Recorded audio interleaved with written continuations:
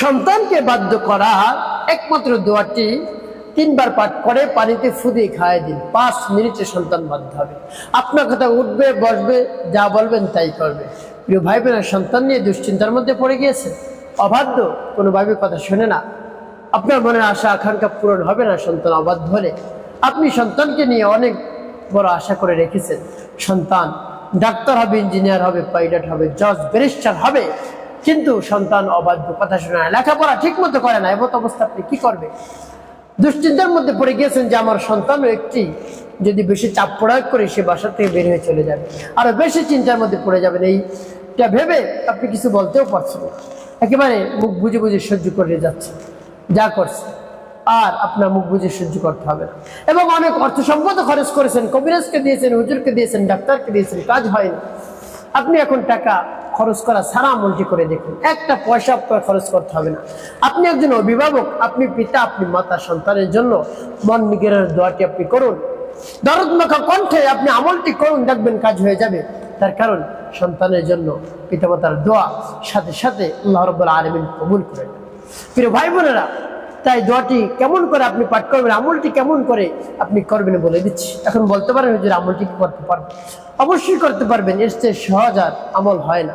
প্রিয় ভাই বোনেরা, একটু কষ্ট করেও হলেও আপনি আমলটি করে দেখুন, একবার করে দেখুন কি হয়।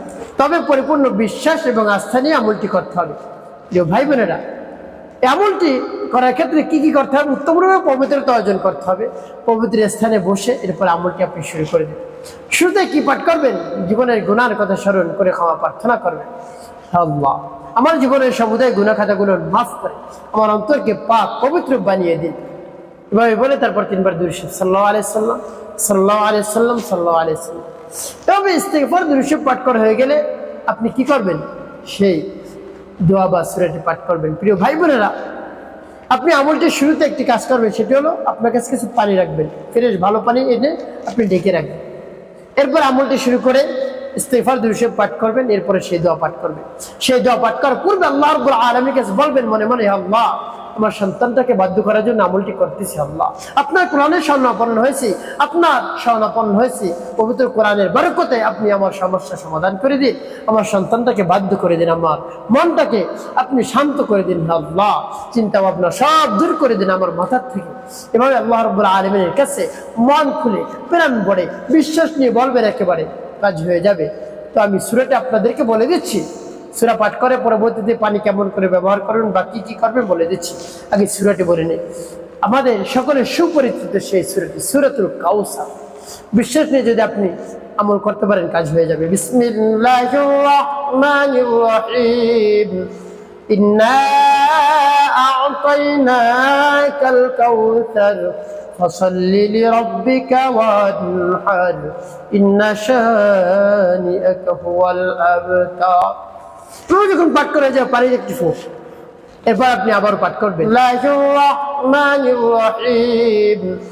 ইন্না আ'তাইনাকাল কাউসার ফাসাল্লি লিরাব্বিকা ওয়ানহার ইন্না শানিআকা হুয়াল আবতার। পাঠ করা শেষ, আবার একটা ফিরবেন, তারপর আপনি মনে দরদ নিয়ে আবার পাঠ করবেন, ইন্না আ'তাইনাকাল কাউসার ফাসাল্লি লিরাব্বিকা ওয়ানহার ইন্না শানিআকা হুয়াল আবতার। পাঠ করার শেষ আবার ফিরবেন। প্রিয় ভাই ভাই, কতবার গুনে গুনে আপনি পাঠ করবেন? 3 বার। এরপর পাঠ করবেন আরেকটি দোয়া, আল্লাহুম্মা ফাক্কিহহু ফিদ্দীন وعلمه التأويل اللهم فقهه في الدين وعلمه التأويل اللهم فقهه في الدين وعلمه التأويل। 3 বার পাঠ করে একটু ফুলে সর্বশেষ নবী সাল্লাল্লাহু আলাইহি সাল্লামের মহব্বত নিয়ে ভালোবাসা নিয়ে 7 বার দুরূদ ইব্রাহিম পাঠ করবেন, একবারে যদি কম না হয়। আল্লাহুম্মা সাল্লি আলা মুহাম্মাদ ওয়া আলা আলি মুহাম্মাদ কামা সাল্লাইতা আলা ইব্রাহিম ওয়া আলা আলি ইব্রাহিম ইন্নাকা হামিদুম মাজিদ। আল্লাহুম্মা বারিক আলা মুহাম্মাদ ওয়া আলা আলি মুহাম্মাদ কামা বারাকতা আলা ইব্রাহিম ওয়া আলা আলি ইব্রাহিম ইন্নাকা হামিদুম মাজিদ। اللهم صل على محمد وعلى ال محمد كما صليت على ابراهيم وعلى ال ابراهيم انك حميد مجيد اللهم بارك على محمد وعلى ال محمد كما باركت على ابراهيم وعلى ال ابراهيم انك حميد مجيد اللهم صل على محمد وعلى ال محمد كما صليت على ابراهيم وعلى ال ابراهيم انك حميد مجيد اللهم بارك على محمد وعلى ال محمد كما باركت على ابراهيم وعلى ال ابراهيم انك حميد مجيد اللهم صل على محمد وعلى ال محمد كما صليت على ابراهيم وعلى ال ابراهيم انك حميد مجيد اللهم بارك على محمد وعلى ال محمد كما باركت على ابراهيم وعلى ال ابراهيم انك حميد مجيد اللهم صل على محمد وعلى ال محمد كما صليت على ابراهيم وعلى ال ابراهيم انك حميد مجيد اللهم بارك على محمد وعلى ال محمد كما باركت على ابراهيم وعلى ال ابراهيم انك حميد مجيد এভাবে যখন পাঠ করে হয়ে যাবে দুটি ফু দিবেন পানিতে। প্রিয় ভাই বোনেরা, আপনার আমলটি করা শেষ। এই পানি আপনি কেমন করে ব্যবহার করবেন? সকালে, দুপুরে, রাতে, আর যে সময় এই পানি পান করাবেন সন্তানকে নিয়ত করে পান করাবেন। অবশ্যই আল্লাহ রাব্বুল আলামিন সবার সমাধান করে দেবেন। এবং আপনার সন্তান যখন ঘুমাবে আপনার সন্তানের শরীরে কিছু ছিটিয়ে দেবেন সামান্য পরিমাণে, যেন তার ঘুম ভেঙে না যায়।